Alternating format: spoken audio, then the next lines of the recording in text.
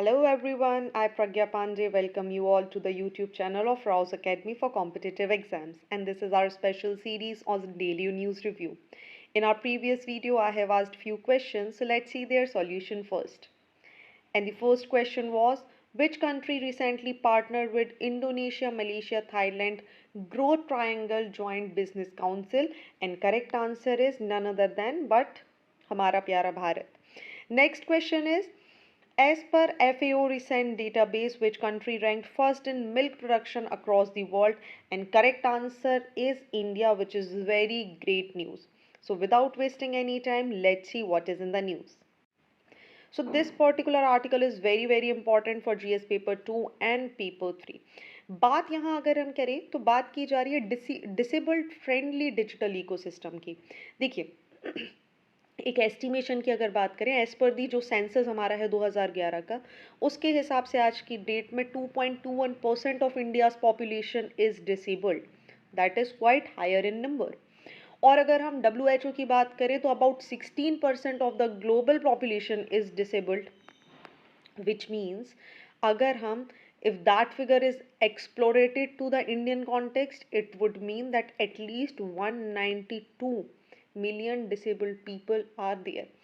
आज की डेट में अगर हम देखें तो एक बहुत अच्छा शिफ्ट आपको देखने मिलेगा कि ओके इट्स कम्प्लीटली फाइन कि यहाँ पर धीरे धीरे आप देखेंगे कि आपको कौन देखने मिल रहे हैं, डिसेबल्स देखने मिल रहे हैं.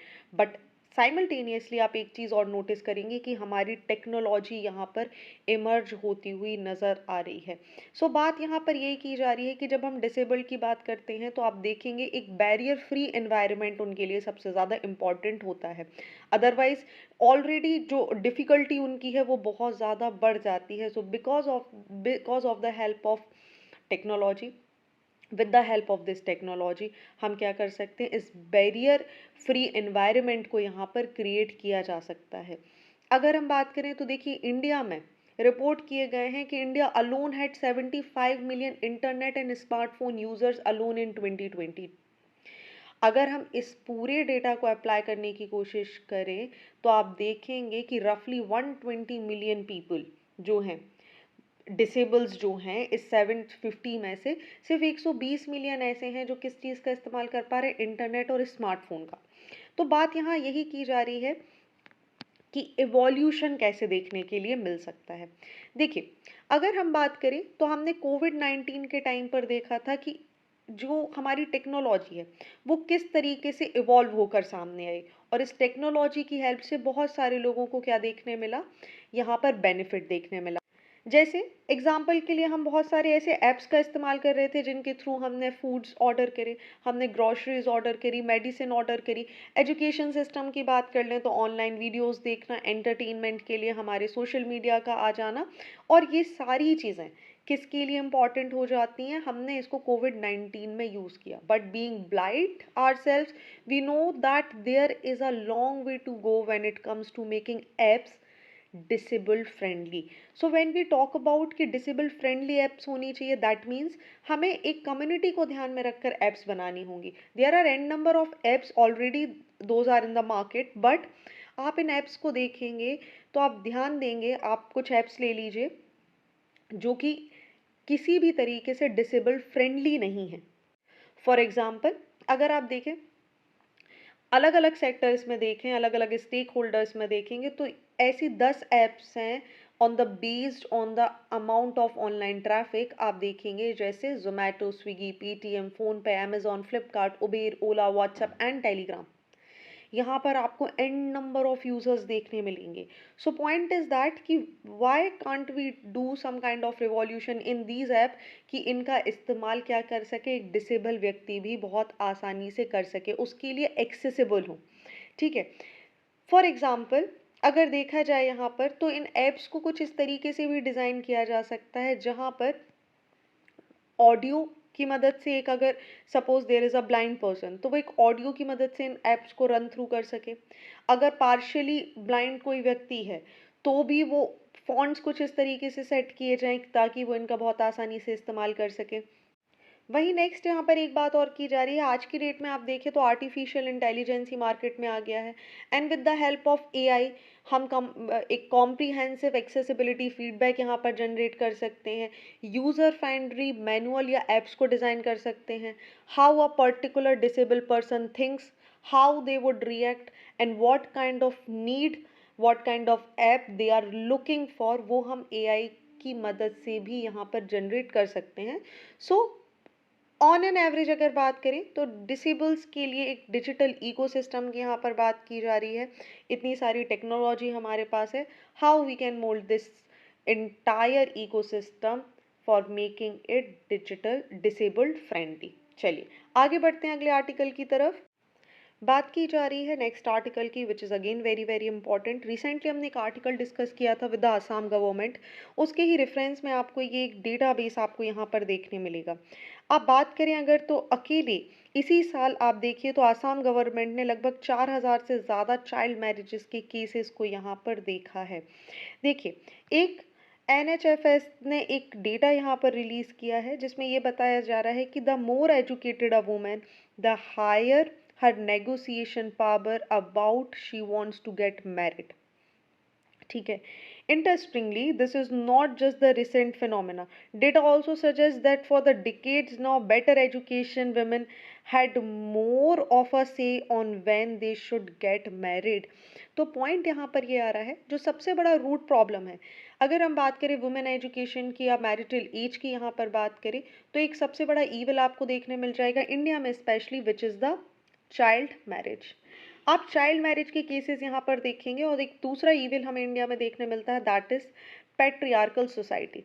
पितृसत्तात्मक समाज की जब हम बात कर रहे हैं तो आप देखेंगे डिसीजन मेकिंग का जो पूरा पावर है वो लाए कर जाता है घर के किसी भी मेल सदस्य के हाथ में, where women had nothing to say, no matter whether they are earning or not, but they had no say in the family। that shows कि हमारी सोसाइटी कैसी एक पैट्रियार्कल सोसाइटी है।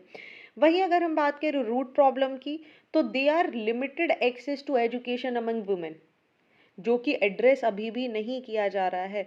तो NHFS का जो डेटा है वो कहीं ना कहीं हमें बताने की कोशिश कर रहा है कि अगर हम महिलाओं को और बच्चियों को यहाँ पढ़ाएंगे, उनको एजुकेट करेंगे, तो वो कहीं ना कहीं क्या होंगी, डिपेंडेंट होंगी, इंडिपेंडेंट बनेंगी और उनके पास एक लॉजिकल थिंकिंग होगी।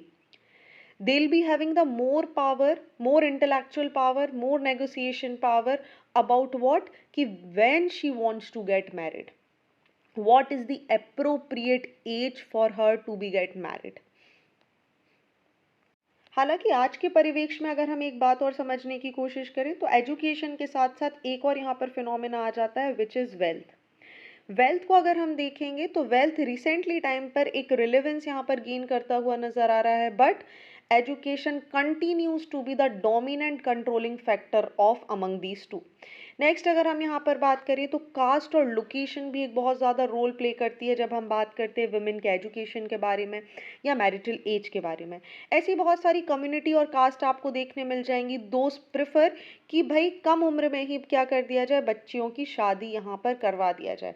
और स्पेशली आपको देखने मिलेगा एक रूरल एरिया में, इनफैक्ट अगर आप देखेंगे तो राजस्थान और हरियाणा के जितने भी एरियाज हैं and some areas of Assam, north east area and Orissa, you will find कि यहाँ पर कास्ट के अलावा लोकेशन जो है, जो जोग्राफिकल लोकेशन आपकी है वो भी डिटरमाइन करती है whether that girl will marry at the early age और ऑन द लेटर एज। वहीं अगर हम बात करें तो आप एक चीज़ और देखेंगे कि एक बहुत अंतर भी आ जाता है अर्बन एंड रूरल एरिया का।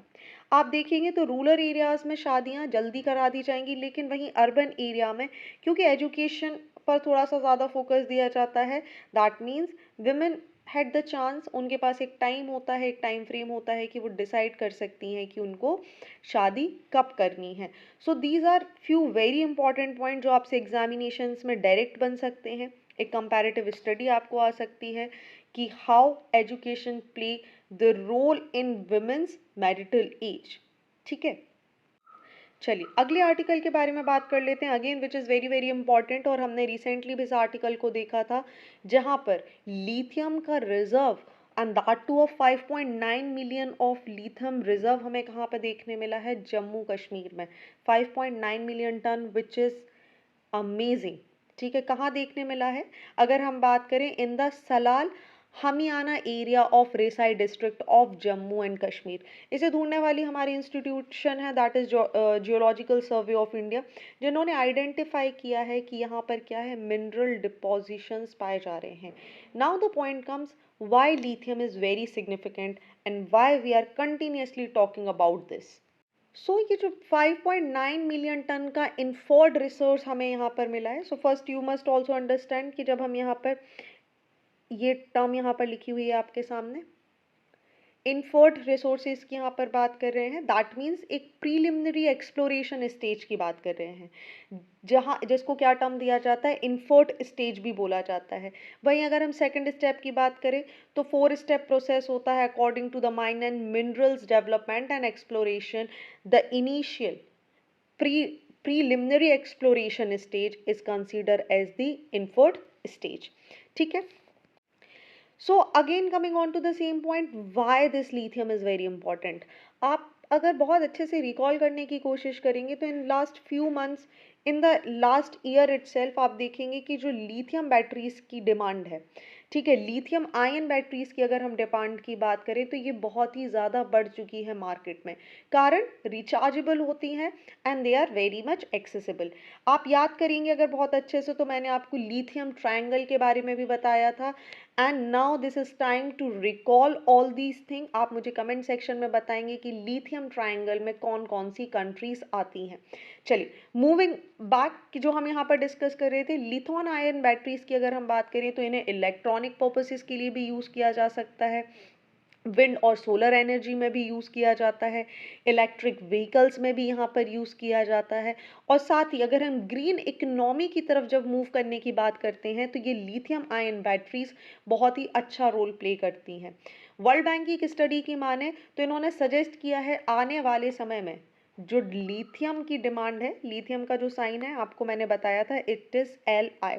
लिथियम की जो डिमांड है वो एक्सपेक्टेड की जा रही है कि वो 500% तक यहाँ पर क्या हो जाएगी, राइज 500%।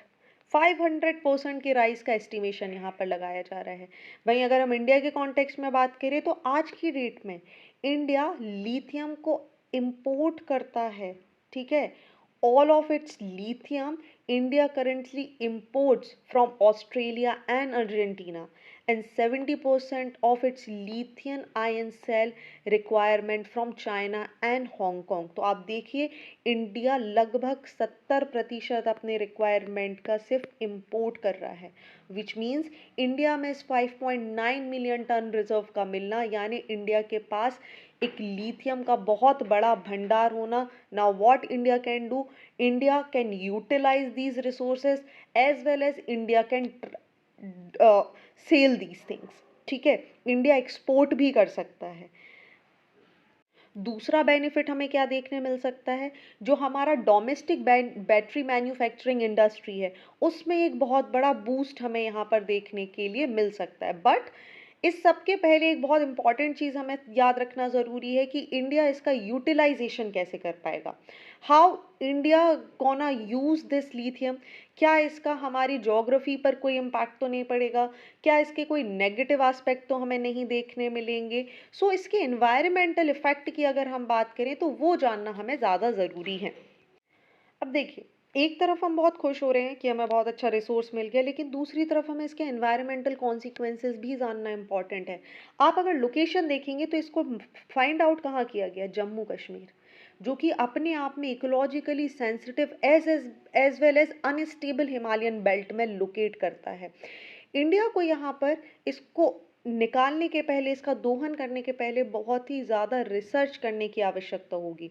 अगर हम बात करें तो ठीक है, आप इन्वायरमेंटल यूज़ में रिन्यूएबल एनर्जी के लिए आप इसका यूज़ कर सकते हैं, बट इसके बहुत ज़्यादा इम्पैक्ट भी हमें देखने के लिए मिलेंगे। फॉर एग्जाम्पल अगर इसको इस तरीके से समझें कि अगर हम Li को एक्सट्रैक्ट करते हैं from the hard rock mines, similar to what has already been proposed in Jammu and Kashmir itself, yet it will entails an opening of pit mining followed by the roasting the ore using fossil fuels। और एक assume यहाँ पर किया गया है, एक consumptions को यहाँ पर अगर देखा जाए तो ऐसा सजेस्ट किया जा रहा है बाय द एक्सपर्ट्स कि ये जो पूरा प्रोसेस है इसके एक्सट्रैक्ट करने का, इसके कंज्यूम करने का, इसकी वजह से हमें 170 cubic metre of water release करना होगा। वहीं 15 ton of CO2 sorry, it's CO2 for every ton of lithium extract. तो आप देखिए इसका एनवायरमेंटल डैमेज हमें कितना ज़्यादा देखने मिल सकता है कि अगर हमें 1 टन लिथियम को एक्सट्रैक्ट करना है तो उसके लिए हमें क्या करना होगा, 15 टन कार्बन डाइऑक्साइड हम एमिट करेंगे और 170 क्यूबिक मीटर पानी यहाँ पर हमें वेस्ट होता हुआ दिखाई देगा। अलॉन्ग विद दैट अगर हम बात करें, एक सेंसिटिव जोन पर होने की वजह से हमें डिप्लीशन यहाँ पर देखने के लिए मिल सकता है, वाटरवेज यहाँ पे कंटेमिनेट होते हुए देखने के लिए मिल सकते हैं। पॉसिबिलिटी है कि जो ग्राउंड वाटर रिसोर्सेज है वहाँ पर भी ये मिनरल्स या दूसरी गैसेस रिलीज हो सकती हैं जिनकी वजह से ग्राउंड वाटर भी कंटेमिनेट हो सकता है। जम्मू कश्मीर की बात करें या हिमालयन बेल्ट की यहाँ पर बात करें तो एक हिमालय की अपनी एक बायोडाइवर्सिटी है। इस CO2 के यहाँ पर रिलीज होने की वजह से प्रोबेबल चांसेस ज़्यादा हैं कि एयर पॉल्यूशन होगा, एंड एयर पॉल्यूशन होने की वजह से it will hit differently to the entire region of Jammu and Kashmir. So एक तरफ अगर हम बात करें इट इज़ परफेक्टली फाइन कि ठीक है हमें मिला है, लेकिन अगर हम दूसरी तरफ बात करें तो आप देखेंगे कि बहुत ज़्यादा लॉसेस भी हमें बेयर करने पड़ सकते हैं। So this is something that we should keep in mind, क्योंकि एक बहुत बड़ा इंसिडेंट हमारे सामने ऑलरेडी चल रहा है विच इज़ द जोशीमठ। हमने देखा कि हमने किस तरीके से, अगर जो यंगेस्ट माउंटेन है आप देखिए हिमालयाज, आपको एक बहुत अच्छा ज्योग्राफी का कॉन्सेप्ट यहाँ याद रखना होगा कि जब हम हिमालयन बेल्ट की बात कर रहे हैं तो दे आर यंगेस्ट फॉर्मेशन, ठीक है, अभी अभी बने हुए हैं वर्ल्ड में। लेकिन अगर आप बात करेंगे कि ऑस्ट्रेलिया में जहाँ पे लिथियम मिले हैं वो एंशियंट जियोलॉजिकल रॉक्स हैं, they are stable rocks, billions of years से they are stable, but Himalaya they are still emerging, अभी भी हिमालयाज हमारे ग्रो कर रहे हैं। that is why we call them as the youngest folded mountain ranges in the world। सो एक on going situation है और इसका एक बहुत बड़ा रिजल्ट हमें देखने मिला जब हमने बात करी जोशीमठ की। तो यहाँ पर ये भी बात की जा रही है कि ठीक है इतना खुश होने की ज़रूरत नहीं है, इंडिया को बहुत कुछ यहाँ पर देखने की भी आवश्यकता है, ठीक है। चलिए next article which is again very important for GS paper 2 polity, बात की जा रही है यहाँ लद्दाख की। देखिए एक बहुत बेसिक सी चीज़ समझ लीजिए, 2019 और आर्टिकल 370, इसके रिवोक होने के पहले Ladakh was the part of Jammu and Kashmir itself. यहाँ पर अगर हम देखें तो लद्दाख के पास इस समय तक कुछ लेजिस्लेटिव रिप्रेजेंटेशन था, जम्मू कश्मीर का अलग होना, लद्दाख का एक यूनियन टेरिटरी बनना, और लद्दाख के पास यूटी बनने के बाद सिर्फ एक ही रिप्रेजेंटेटिव सीट यहाँ पर रह जाती है। और यही मुद्दा यहाँ से निकल कर आया, बहुत लद्दाख इज़ डिमांडिंग कि भाई एक सीट, मतलब हमारा रिप्रेजेंटेशन बहुत ही ज़्यादा कम हो रहा है। तो हमें बेसिकली यहाँ दो रीजन्स देखने मिल जाएंगे, लेह और दूसरा आपको देखने मिल जाएगा कारगिल, ठीक है। लेह और कारगिल की यहाँ पर बात करें तो लेह की बात करेंगे तो ये बुद्धिस्ट डोमिनेटिंग स्टेट है, वहीं कारगिल की अगर हम बात करें तो ये हमें देखने मिल जाएगा शिया मुस्लिम डोमिनेटिंग स्टेट। जब 370 को रिवोक किया गया तो एक तरफ लेह के जो लोग थे वो बहुत ही ज़्यादा खुश हुए, they were totally enjoying it, but Kargil में रहने वाले जितने लोग थे वो खुश नहीं थे क्योंकि ये चाहते थे कि ये किसका पार्ट बने रहे, अभी भी जो स्पेशल स्टेटस है 370 के अंदर जो मिला हुआ है उसको ही ये एंजॉय करें। बट अगर हम लद्दाख के रीजन की बात करेंगे तो आप एक चीज़ समझ लीजिए, ये एक ऐसी जोग्राफिकल लोकेशन पर बना हुआ है जो कहीं ना कहीं पूरी जगह डिस्ट्रीब्यूटेड है। एक तरफ आपको अक्साई चिन देखने के लिए मिल जाएगा जिसको चाइना ने ऑक्यूपाई किया हुआ है, एक जगह सक्शगम वैली देखने मिल जाएगा जो डिस्प्यूटेड एरिया के बीच में आ जाता है। तो आप बहुत अच्छे से देखने की कोशिश करें तो लद्दाख कहीं ना कहीं सैंडविच बन रहा है बिटवीन दी तिब्बतन रीजन। एक तरफ से आप देखेंगे तो आपको पाकिस्तान देखने के लिए मिल जाएगा और नीचे इंडिया है ही। सो एक साइड अगर हम देखें तो गिलगिट बल्टिस्तान का एरिया है, एक तरफ आप देखेंगे तो आपको जिनजियांग प्रोविंस देखने मिल जाएगी, एक तरफ आप देखेंगे तो आपको शक्सगम वैली देखने मिल जाएगी और एक तरफ आपको अक्साई चिन देखने मिल जाएगा और इन सब के बीच में कौन बना हुआ है, लद्दाख। सो जैसे ही 370 यहाँ पर रिवोक हुआ, लद्दाख के पास एक यूनियन टेरिटरी का स्टेटस आया, which means now the centre will walk and intervene directly in the matters related to Ladakh. So people were very happy here. But जैसे ही यहाँ पर रिप्रेजेंटेशन की बात आई तो जम्मू कश्मीर को यूटी बना दिया गया विद द लेजिस्लेटिव रिप्रेजेंटेशन, जैसा कि हमारे किसके पास है, दिल्ली के पास है। But when it comes to Ladakh, तो लद्दाख के पास सिर्फ एक ही सीट मिली, सिर्फ एक ही एमपी इनका है। और यहाँ से एक डिसेंट लोगों में आना शुरू हो गया कि okay, we need to be addressed. एक फ्रजाइल रीजन है और इसके पहले लोगों में एक असंतोष यहाँ पर व्याप्त हो जाए, this is a high time that government should do something. अगर हम हिस्ट्री की बात करें तो देखिए, लद्दाख एक इंडिपेंडेंट किंगडम हुआ करता था since the middle of 10th century. Post 1947 की अगर हम बात करें तो ये मर्ज हुआ with the Jammu and Kashmir, और उसके बाद आपको पता है कि यहाँ पर एक इंस्ट्रूमेंट ऑफ एक्सेशन साइन हुआ और ये किसका पार्ट बन गया, इंडिया का पार्ट यहाँ पर हमें देखने मिलेगा। बाद में अगर हम देखें तो पाकिस्तान और चाइना ने बहुत सारा area, that is approximately 78,144 square kilometre का जो एरिया है वो इलीगली यहाँ पर ऑक्यूपाई कर लिया, 78,114 बाय द पाकिस्तान। और चाइना की बात करें हम तो 37,555 स्क्वायर किलोमीटर एरिया, एक तरफ अक्साई चिन और एक तरफ गिलगिट बल्तिस्तान, यहाँ पर इन लोगों ने क्या कर लिया, इसको एक्वायर कर लिया। वहीं इसी का रिजल्ट था कि हमने देखा लद्दाख ऑटोनोमस हिल डेवलपमेंट काउंसिल एक्ट यहाँ पर लाया गया, ताकि जो लेह और कारगिल के बीच में एक सेपरेट ऑटोनोमस हिल डेवलपमेंट काउंसिल यहाँ पर इस्टेब्लिश की गई, ताकि इनके जो मैटर हैं, इनके जो मुद्दे हैं, जो इशू हैं, वो बहुत आसानी से एड्रेस किए जा सकें। अब आया वक्त 2019 का, और 2019 के टाइम आपने देखा क्या हुआ, 370 को रिवोक किया गया और रिकॉग्नाइजेशन दिया गया जम्मू कश्मीर को। आज की डेट में लद्दाख क्या बन गया, एक यूटी बन गया that comprises of Kargil and Leh district. Ladakh के पास आज की डेट में they have no legislative assembly and is under the direct administration of the center because it is the UT। Complete loss हमें देखने मिला यहाँ लेजिस्लेटिव पावर का। क्यों, इसको इस तरीके से समझिए। इसके पहले अगर हम बात करें, earlier the two district each sent 4 representative to the Jammu and Kashmir legislature. तो अगर आप बात कर रहे हैं लेह और कारगिल, तो दोनों मिलके यहाँ पर दो दो रिप्रेजेंटेटिव्स अपने भेजते थे Jammu and Kashmir. That means अगर पूरे लेह की आप यहाँ पर बात करें, लद्दाख की यहाँ पर बात करें, तो they had 4 representatives earlier, but after the change in entire scenario, now this entire representation went down to only one legislature। ठीक है, एक ही एमपी यहाँ पर है, and with all power alone vested in the UT's bureaucracy, जो यहाँ पर सबसे बड़ी नाराजगी की जड़ बनकर उभर कर आई है। सो आई होप यहाँ तक आपको ये बातें क्लियर हो गई होंगी। चलिए, अगर बात करें कि यूनिकनेस यहाँ पर क्या है, तो देखिए कोल्ड डेजर्ट इकोसिस्टम ये हमारे पास बना कर देते हैं, जिसकी वजह से रेयर मैमल्स देखने मिलते हैं, वाइल्ड याक आपको देखने मिल जाएंगे, स्नो लेपर्ड देखने मिल जाएंगे, डाइवर्स फ्लोरा एंड फौना देखने मिल जाएगा।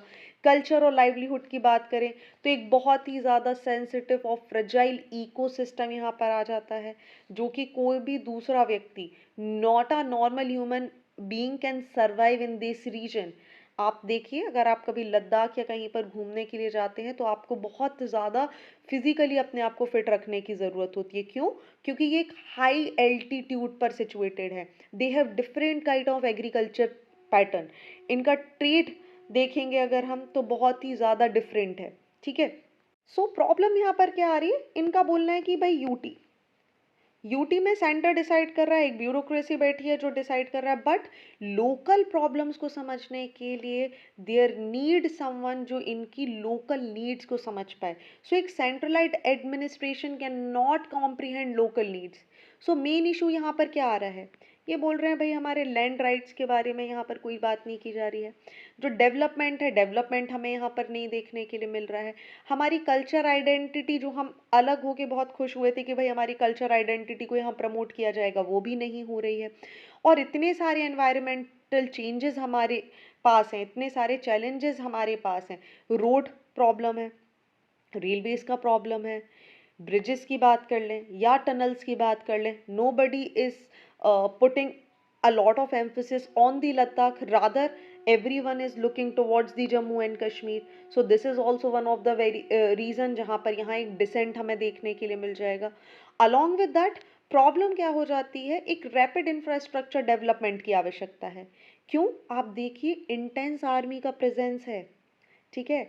आपको मैंने बताया गिलगिट बल्टिस्तान, सक्सम वैली, एक तरफ अक्साई चेन, जिसकी वजह से आप देखेंगे तो आर्म फोर्सेस का यहाँ पर आना जाना लगातार बना रहता है। एक्सेसिव टूरिज्म हमें यहाँ पर देखने के लिए मिलता है, रिजल्टेड इनटू जो इनामरस कल्चर यहाँ का है, जो इनामरस वेल्थ यहाँ की है, माइनिंग, टूरिज्म, हाइड्रो पावर, उसका एक तरीके से एक्सप्लॉयटेशन यहाँ पर देखने मिल रहा है नेचुरल रिसोर्सेज का इन ऑल दीज एरिया, जिनका फ़ायदा किसको मिलना चाहिए था, यहाँ के लोकल लोगों को। So what they are demanding कि now what we need is कि हमारे पास क्या हो, एक UT administration it's completely fine, but हमारा रिप्रेजेंटेशन तो ज़्यादा हो, ठीक है। क्यों? क्योंकि हमारे पास लोग ज़्यादा हैं, ज़्यादा लोग यहाँ पर रह रहे हैं। So what they are basically demanding, आपको याद होगा इसके पहले भी हमने एक आर्टिकल डिस्कस किया था। ये बोल रहे हैं मैं कॉन्स्टिट्यूशनल ऑटोनोमी दीजिए under article under 6th schedule, which is the article 244। Since we have discussed this multiple times, आपको मुझे कमेंट सेक्शन में बताना है what is 6th schedule of Indian constitution. So एक तरीके से यहाँ समझ लीजिए, the 6th schedule under the article 244 provides for the formation of autonomous district councils that have some legislative, judicial power और administrative autonomy यहाँ पर देखने मिल जाती है within the state, and because of all these issues they are continuously demanding कि इन्हें 6th schedule के अंदर रखा जाए। सो आई होप ये आर्टिकल आपको क्लियर हो गया होगा। चलिए आगे बढ़ते हैं। And it's time for mains practice question. आज आपके लिए दो बहुत ही महत्वपूर्ण क्वेश्चन मैं लेकर आ रही हूँ, जो प्रोबेबिलिटी इनकी चांसेस ज़्यादा हो जाएंगे कि आपको एग्जामिनेशंस में देखने के लिए मिलेंगे। First, the discovery of lithium reserves in Jammu and Kashmir presents a geo strategic opportunity as well as a social environmental challenge. Discuss. मैंने अभी आर्टिकल में आपको इन पूरे पॉइंट्स पर चर्चा की है। Go back, listen to that again और एक आंसर प्रिपेयर कीजिए। Next, determine the role of Indian women in the Indian national movement. So दोनों आंसर्स, आपको लिमिट है 150 वर्ड्स का। आप कमेंट सेक्शन में या हमारा टेलीग्राम चैनल राउज अकेडमी पर आप हमें कमेंट में ये बता सकते हैं, एक आर्टिकल लिख के दे सकते हैं। We will definitely check your answer and let you know कि कहाँ पर इम्प्रूवमेंट की जा सकती है। चलिए, so it's a quiz time and first question is, which article of the Indian Constitution deals with the appointment of governor for each state in India? Next question is, Smart City Mission is an initiative of which union ministry? So you all know the drill. Correct answer आपको मुझे comment section में बताना है and stay tuned with us to know the right answer. So आज के लिए बस इतना ही। Thank you for watching this video. Do not forget to hit like button, comment your valuable feedback and also press the subscribe button to never miss any updates. Please follow us on Instagram and Facebook. Links are given below in the description box. Thank you and see you tomorrow.